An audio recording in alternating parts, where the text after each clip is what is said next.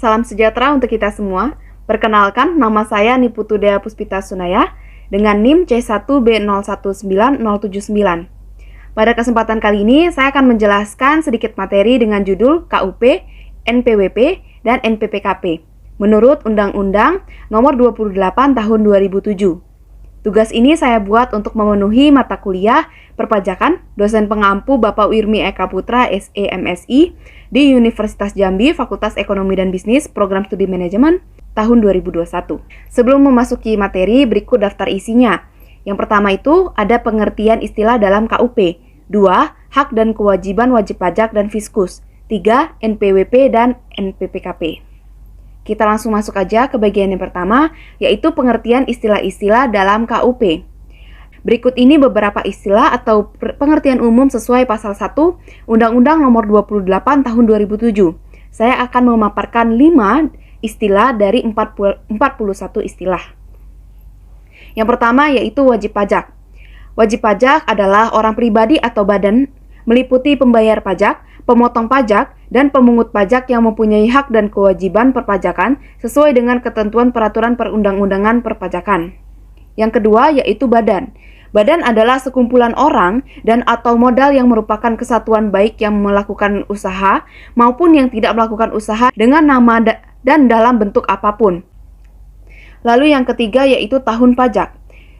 Tahun pajak adalah jangka waktu 1 tahun kalender kecuali bila wajib pajak menggunakan tahun buku yang tidak sama dengan tahun kalender. Lalu yang keempat ada yang namanya masa pajak. Masa pajak adalah jangka waktu yang menjadi dasar bagi wajib pajak untuk menghitung, menyetor, dan melaporkan pajak yang terutang dalam suatu jangka waktu tertentu sebagaimana ditentukan dalam undang-undang ini. Lalu yang kelima ada yang namanya bagian tahun pajak. Bagian tahun pajak adalah bagian dari jangka waktu 1 tahun pajak. Kita masuk ke bagian selanjutnya yaitu hak wajib pajak. Berikut ini hak-hak wajib pajak menurut Undang-Undang Nomor 28 Tahun 2007. 1. Melaporkan beberapa masa pajak dalam 1 surat pemberitahuan masa. 2. Mengajukan surat keberatan dan banding bagi wajib pajak dengan kriteria tertentu. 3. Memperpanjang jangka waktu penyampaian surat pemberitahuan tahunan pajak penghasilan untuk paling lama 2 bulan dengan cara menyampaikan pemberitahuan secara tertulis atau dengan cara lain kepada Direktur Jenderal Pajak. 4. Membetulkan surat pemberitahuan yang telah disampaikan dengan menyampaikan pernyataan tertulis dengan syarat Direktur Jenderal Pajak belum melakukan tindakan pemeriksaan. 5. Mengajukan permohonan pengembalian kelebihan pembayaran pajak. 6. Mengajukan keberatan kepada Direktur Jenderal Pajak. Yang ketujuh, mengajukan permohonan banding kepada Badan Peradilan Pajak atas surat keputusan keberatan. 8. Menunjuk seorang kuasa dengan surat kuasa khusus untuk menjalankan hak dan memenuhi kewajiban sesuai dengan ketentuan peraturan perundang-undangan perpajakan. Lalu yang kesembilan, memperoleh pengurangan atau penghapusan sanksi administrasi berupa bunga atas keterlambatan pelunasan kekurangan pembayaran pajak dalam hal wajib pajak menyampaikan pembetulan surat pemberitahuan tahunan pajak penghasilan sebelum tahun pajak 2007. Kita masuk ke bagian selanjutnya yaitu kewajiban wajib pajak. Berikut ini kewajiban wajib pajak menurut Undang-Undang Nomor 28 Tahun 2007. Di mana 1.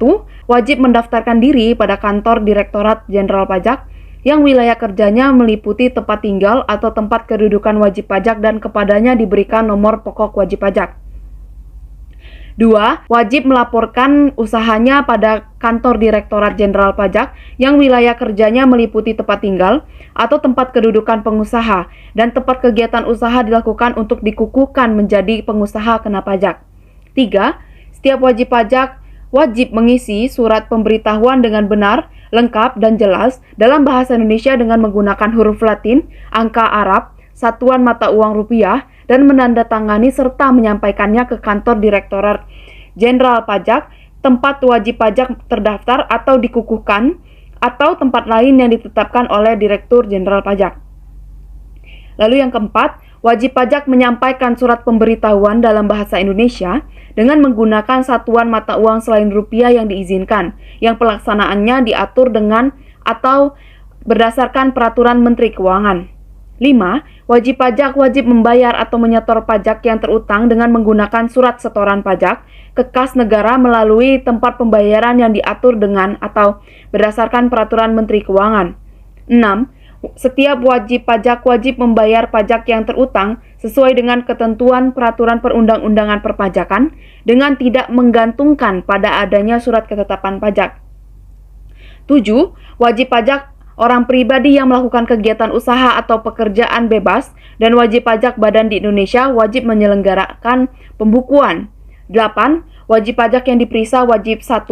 Memperlihatkan dan atau meminjamkan buku atau catatan, dokumen yang menjadi dasarnya, dan dokumen lain yang berhubungan dengan penghasilan yang diperoleh. Kegiatan usaha pekerjaan bebas wajib pajak atau objek yang terutang pajak. 2. Memberikan kesempatan untuk memasuki tempat atau ruang yang dipandang perlu dan memberi bantuan guna kelancaran pemeriksaan. Dan atau 3. Memberikan keterangan lain yang diperlukan. Selanjutnya kita masuk ke bagian hak fiskus. Hak fiskus ini ada 5. Yang pertama, menerbitkan nomor pokok wajib pajak atau NPWP dan atau melakukan pengukuhan pengusaha kena pajak secara jabatan. 2. Menerbitkan surat tagihan pajak. 3. Melakukan pemeriksaan dan penyegelan. 4. Melakukan penyidikan. 5. Menerbitkan surat paksa dan melaksanakan penyitaan. Kewajiban fiskus ini dibagi menjadi 2, yaitu kewajiban umum dan kewajiban khusus. Kewajiban umum fiskus yaitu melakukan pembimbingan, penyuluhan, dan penerangan kepada wajib pajak agar mereka memiliki pengetahuan dan keterampilan untuk melaksanakan kewajiban perpajakan sesuai dengan peraturan perundang-undangan perpajak yang berlaku.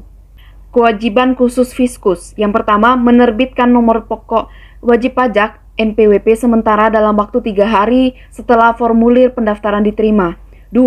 Menerbitkan NPWP dalam jangka waktu 3 bulan setelah formulir pendaftaran diterima. 3. Menerbitkan suatu surat keputusan atas pengukuhan pengusaha kena pajak dalam kurung sebagai wajib pajak pertambahan nilai dalam jangka waktu 7 hari sejak formulir pendaftaran diterima. 4. Menerbitkan surat keputusan kelebihan pajak dalam jangka waktu 1 bulan setelah tanggal diajukannya surat keputusan kelebihan pajak oleh wajib pajak. 5. Menerbitkan sebuah surat perintah untuk membayar kelebihan pajak dalam jangka waktu 1 bulan setelah diajukannya surat keputusan kelebihan pembayaran pajak. 6. Menerbitkan surat keputusan angsuran atau penundaan pembayaran pajak dalam jangka waktu dari 3 bulan untuk angsuran atau penundaan, surat ketetapan pajak, surat ketetapan pajak tambahan, serta surat pemberitahuan pajak dan dalam waktu 10 hari untuk pengurangan angsuran pajak penghasilan. 7. Memberikan suatu keputusan atas keberatan yang diajukan oleh wajib pajak dalam waktu 3 bulan sejak diterimanya surat permohonan keberatan.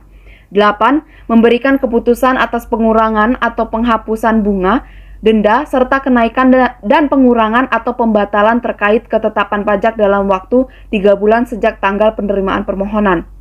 9. Merahasiakan data atau informasi mengenai wajib pajak yang telah disampaikan. Kita masuk ke bagian selanjutnya, yaitu definisi NPWP. Apa itu NPWP? Nomor pokok wajib pajak adalah nomor yang diberikan kepada wajib pajak sebagai sarana dalam administrasi perpajakan yang dipergunakan sebagai tanda pengenal diri atau identitas wajib pajak dalam melaksanakan hak dan kewajiban perpajakannya. Selanjutnya ada fungsi NPWP. Fungsi NPWP itu ada 2. Yang pertama, sebagai tanda pengenal diri atau identitas wajib pajak.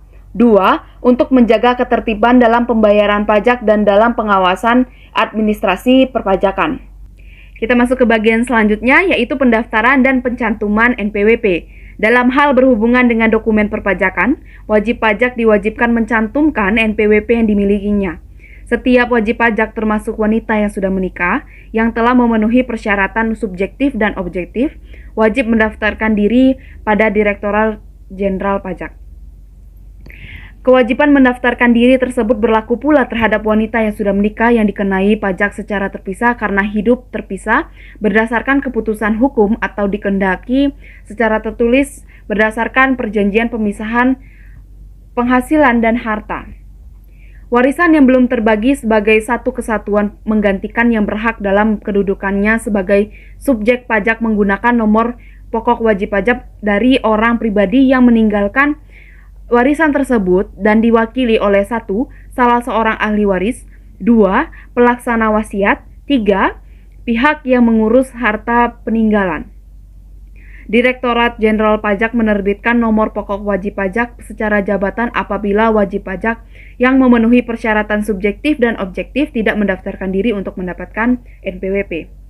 Kewajiban mendaftarkan diri untuk memperoleh NPWP dibatasi jangka waktunya karena hal ini berkaitan dengan saat pajak terutang dan kewajiban mengenakan pajak terutang. Jangka waktu pendaftaran NPWP adalah 1. Bagi wajib pajak orang pribadi yang menjalankan usaha atau pekerjaan bebas dan wajib pajak badan, wajib mendaftarkan diri paling lambat 1 bulan setelah usaha mulai dijalankan. 2. Wajib pajak orang pribadi yang tidak menjalankan suatu usaha atau tidak melakukan pekerjaan bebas apabila jumlah penghasilannya sampai dengan suatu bulan yang disetahunkan telah melebihi penghasilan tidak kena pajak, wajib mendaftarkan diri paling lama pada akhir bulan berikutnya. Nah, kita masuk ke sanksi NPWP. 1.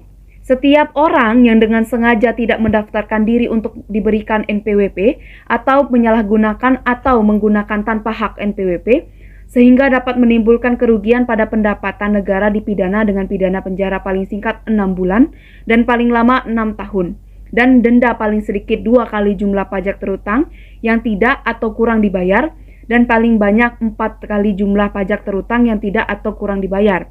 2. Setiap orang yang melakukan percobaan untuk melakukan tindak pidana menyalahgunakan atau menggunakan tanpa hak nomor pokok wajib pajak dalam rangka mengajukan permohonan restitusi atau melakukan kompensasi pajak atau pengkreditan pajak dipidana dengan pidana penjara paling singkat 6 bulan dan paling lama 2 tahun. Dan denda paling sedikit 2 kali jumlah restitusi yang dimohonkan dan atau kompensasi atau pengkreditan yang dilakukan dan paling banyak 4 kali jumlah restitusi yang dimohonkan dan atau kompensasi atau pengkreditan yang dilakukan. Lalu kita masuk ke bagian selanjutnya yaitu penghapusan NPWP. Penghapusan NPWP dilakukan oleh Direktur Jenderal Pajak apabila 1. Wajib pajak sudah tidak memenuhi persyaratan subjektif dan atau objektif sesuai dengan ketentuan peraturan perundang-undangan pajak. 2. Wajib pajak badan dalam rangka likuidasi atau pembubaran karena penghentian atau penggabungan usaha. 3. Wanita yang sebelumnya telah memiliki NPWP dan menikah tanpa membuat perjanjian pemisahan harta dan penghasilan. 4. Wajib pajak bentuk usaha tetap menghentikan kegiatan usahanya di Indonesia. Dan 5. Dianggap perlu oleh Direktorat Jenderal Pajak untuk menghapuskan NPWP dari wajib pajak yang sudah tidak memenuhi persyaratan subjektif dan atau objektif sesuai dengan ketentuan peraturan perundang-undangan perpajakan. Kita masuk ke definisi NPPKP. Apa itu NPPKP? NPPKP atau nomor pengukuhan pengusaha kena pajak merupakan nomor identitas PKP yang disematkan saat pengusaha dikukuhkan sebagai PKP lewat surat pengukuhan PKP. Jika pengusaha sudah mendapat NPPKP, berarti PKP tersebut dinyatakan sudah resmi menjadi PKP dan dengan demikian terikat kewajiban-kewajiban perpajakan yang diperuntukkan bagi PKP. Fungsi NPPKP ini ada 3. Yang pertama, sebagai identitas PKP yang bersangkutan. 2. Melaksanakan hak dan kewajiban di bidang pajak pertambahan nilai dan pajak penjualan atas barang mewah. 3. Pengawasan administrasi perpajakan. Kita masuk ke bagian selanjutnya yaitu pencabutan pengukuhan NPPKP. Direktur Jenderal Pajak karena jabatan atau atas permohonan wajib pajak dapat melakukan pencabutan pengukuhan PKP dengan cara 1. PKP pindah alamat ke wilayah kerja kantor pelayanan pajak lain. 2. Sudah tidak memenuhi persyaratan sebagai PKP termasuk PKP yang jumlah peredaran dan atau penerimaan bruto untuk suatu tahun buku tidak melebihi batas jumlah peredaran dan atau penerimaan bruto untuk pengusaha kecil. 3. PKP telah dipusatkan tempat terutangnya pajak pertambahan nilai di tempat lain. 4. PKP menyalahgunakan pengukuhan PKP. Kita masuk ke bagian selanjutnya yaitu sanksi NPPKP. 1. Setiap orang yang dengan sengaja tidak melaporkan usahanya untuk dikukuhkan sebagai PKP atau menyalahgunakan atau menggunakan tanpa hak pengukuhan, pengusaha kena pajak sehingga dapat menimbulkan kerugian pada pendapatan negara dipidana dengan pidana penjara paling singkat 6 bulan dan paling lama 6 tahun dan denda paling sedikit 2 kali jumlah pajak terutang yang tidak atau kurang dibayar, dan paling banyak 4 kali jumlah pajak terutang yang tidak atau kurang dibayar. 2. Setiap orang yang melakukan percobaan untuk melakukan tindak pidana menyalahgunakan atau menggunakan tanpa hak pengukuhan pengusaha kena pajak dalam rangka mengajukan permohonan restitusi atau melakukan kompensasi pajak atau pengkreditan pajak, dipidana dengan pidana penjara paling singkat 6 bulan dan paling lama 2 tahun dan denda paling sedikit 2 kali jumlah restitusi yang dimohonkan, dan atau kompensasi atau pengkreditan yang dilakukan dan paling banyak 4 kali jumlah restitusi yang dimohonkan, dan atau kompensasi atau pengkreditan yang dilakukan. Usai sudah penjelasan saya tadi, mungkin lebih dan kurangnya saya mohon maaf. Saya Niputu Dea Puspita Sunaya, saya undur diri, terima kasih.